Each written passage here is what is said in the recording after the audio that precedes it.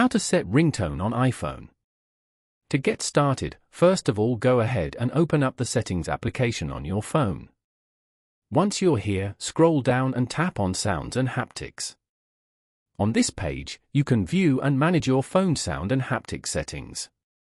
These settings allow users to customize both the audio feedback and physical vibrations, also known as haptics, for various actions and notifications.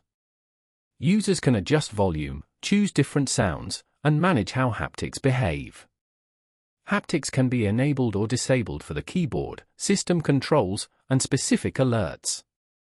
Here, go to the ringtone as shown. Scroll down to view all the ringtone sounds available and select the one that you like.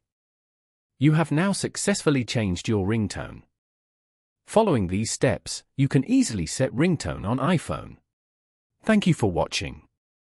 Please leave a like if this tutorial helped you, or leave a comment below if you have any questions related to the video.